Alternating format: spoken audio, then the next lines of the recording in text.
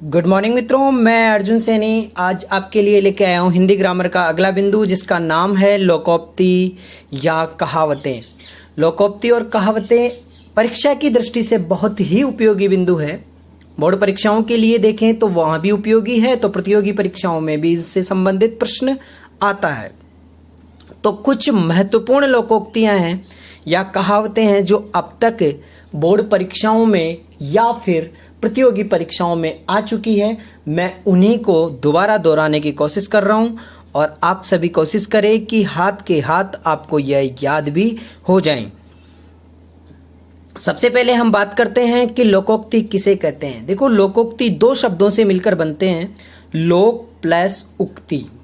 लोक का मतलब होता है समाज, उक्ति का मतलब होता है कहना। समाज में जो बातें कही जाती है वही क्या बन जाती है, लोकोक्तियां बन जाती है, और उनको ही क्या बोलते हैं, कहावतें बोलते हैं। परिभाषा देखते हैं, ऐसी उक्ति जो समाज में प्रचलित हो और जिनका गूढ़ अर्थ उस समाज के लोग भली भांति समझते हों, उन्हें क्या बोलते हैं, लोकोक्ति बोलते हैं। तो देखें, सबसे पहले जो महत्वपूर्ण लोकोक्ति है उसका नाम है अंधेर नगरी चौपट राजा। अंधेरी नगरी चौपट राजा कहने का मतलब यहाँ पर नगरी में कुछ भी नहीं है, राजा जैसा है वैसी ही क्या है नगरी, और नगरी जैसी है वैसा ही क्या है राजा। कहने का मतलब क्या अर्थ हो गया, अयोग्य प्रशासन हो गया। अयोग्य प्रशासन समझते हो, अयोग्य प्रशासन का मतलब होता है जहां पर लोगों से न तो राजा को कोई लेना देना है, न प्रजा को अपने राजा से कोई लेना देना है। आगे चलते हैं, अगला चट मंगनी पट ब्याह है। चट मंगनी पट ब्याह कहते हैं, चट मंगनी पट ब्याह कहने का मतलब तुरंत ही कार्य हो जाता है, उसे बोलते हैं चट मंगनी पट ब्याह, तुरंत कार्य संपन्न होना। डूबते को तिनके का सहारा, कोई व्यक्ति डूब रहा है और तिनका उसको मिल जाता है, वही उसके लिए क्या बन जाता है, सहारा बन जाता है। और इसका हिंदी अर्थ क्या होगा, संकट के समय थोड़ी सहायता करना। संकट के समय थोड़ी सहायता करना। पराधीन सपने हूं सुख नाही। पराधीन का मतलब होता है दूसरों के अधीन। सपने हूं मतलब सपना, सुख मतलब सुख, नाही मतलब नहीं। दूसरों के अधीन रहने से सपने में भी सुख नहीं प्राप्त होता है। आप दूसरों के अधीन रहकर अगर कोई कार्य करोगे तो उसका मतलब क्या हो गया, उसका मतलब दूसरों के अधीन सुख की प्राप्ति नहीं होती है। 9 दिन चले 2.5 कोस। 9 दिन चले और कितना चले, 2.5 कोस। 2.5 कोस का मतलब होता है बहुत ही कम। 9 दिनों में अगर 2.5 कोस ही आप चलोगे तो कहने का मतलब होता है आपकी बहुत ही धीमी चाल होना। काला अक्षर भैंस बराबर, ये सभी को आता होगा। काला अक्षर भैंस बराबर कहने का मतलब क्या हो गया, वेरी गुड, बहुत अच्छा। अशिक्षित होना, अनपढ़ होना। अधजल गगरी छलकत जाए, ये भी काफी बार आपने सुना है और ये बहुत बार एग्जाम में पूछा जाता है। आधा जल से भरा हुआ घड़ा बहुत ही झलकता है, छलकता हुआ जाता है।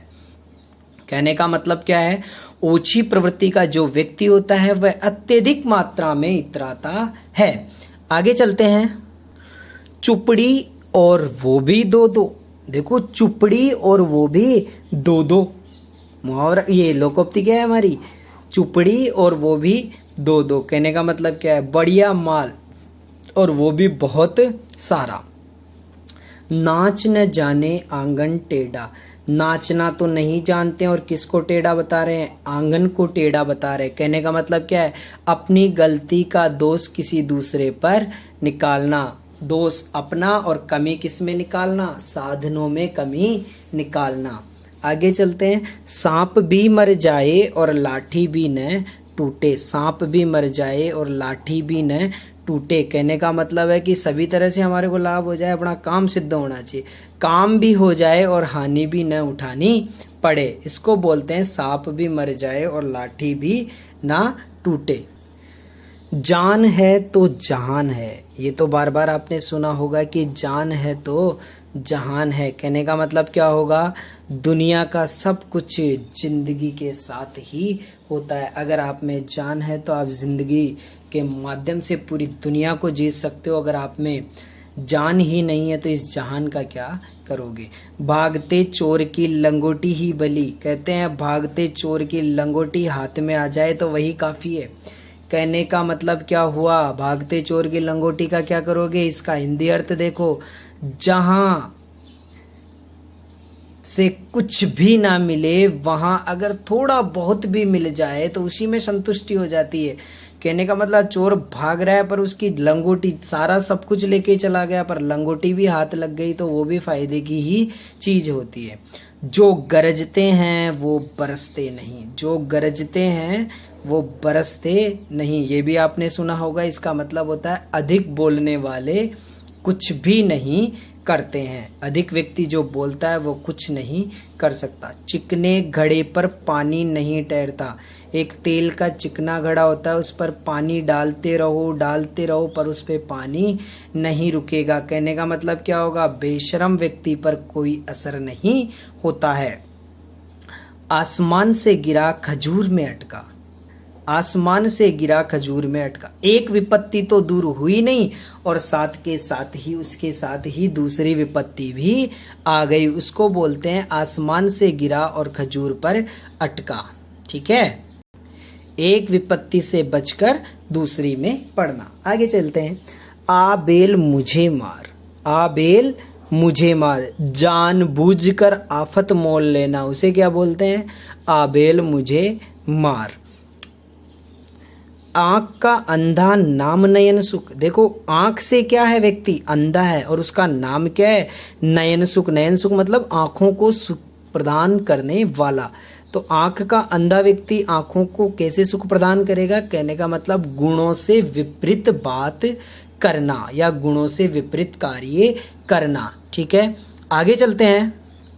ऊंची दुकान फीके पकवान, ये मुहावरा भी आपने बार बार सुना होगा, परीक्षाओं में बार बार पूछा भी जाता है। ऊंची दुकान फीके पकवान, और इसका अर्थ क्या होगा, कोरा दिखावा करना। क्या होगा, कोरा दिखावा करना। ठीक है, आगे चलते हैं। अंधों में काना राजा, सॉरी, अंधा पीसे कुत्ता खाए। उससे पहले हम देखेंगे अंधा पीसे कुत्ता खाए। अंधा पीसे कुत्ता खाए का क्या होगा, अंधा पीसा कुत्ता खाए। कुप्रबंध से वस्तु का नष्ट होना।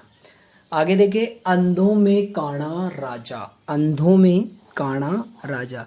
बहुत सारे अंधे व्यक्ति हैं, उसमें एक काना है। कहने का मतलब मूर्खों में कम पढ़ा लिखा विद्वान माना जाता है। अपनी अपनी डफली अपना अपना राग, कहने का मतलब क्या होता है, अपनी अपनी डफली अपना अपना राग। कहने का मतलब एक मत न होना। आधा तीतर आधा बटेर, आधा तीतर आधा बटेर, बेमेल बात हो रही है। आधा तो तीतर हो गया, आधा बटेर हो गया, इंदी अर्थ सीधा हो गया बेमेल होना। आम के आम, गुठलियों के भी दाम, आम के भी पैसे मिल रहे हैं और गुठलियों के भी पैसे मिल रहे हैं, दोहरा लाभ हो गया। ठीक है, दोहरा लाभ।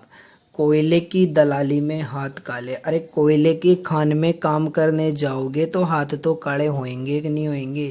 कहने का मतलब अगर आप गलत कार्य करते हो तो आपको भी गलत परिणाम ही मिलेगा। जैसा काम वैसा परिणाम। गुड़ खाएं गुलगुलों से परहेज, इसका सीधा साधा अर्थ है कि व्यर्थ के नखरे दिखाना। खाक में चोरा नगर में ढिंढोरा, पास में कोई वस्तु है और उसको अगर दूसरी जगह ढूंढने चले जाते हैं तो उसको बोला जाता है कांख में चोरा और नगर में ढिंढोरा। कहने का मतलब क्या हो गया, पास की वस्तु को न देखना। आगे देखो, चमड़ी जाए पर दमड़ी न जाए। दमड़ी का मतलब होता है पैसा।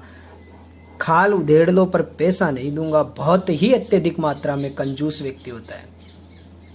4 दिन की चांदनी फिर अंधेरी रात, थोड़े दिन का ही सुख प्राप्त होना। छठी का दूध याद करना, छठी का दूध याद कराना। छठी का दूध याद कराने का मतलब क्या होता है, बहुत ही अत्यधिक या कठिन मेहनत कराना। समझ में आ गया, वेरी गुड। आगे चलते हैं, कुछ और मुहावरे हैं जिनको हम पढ़ते हैं।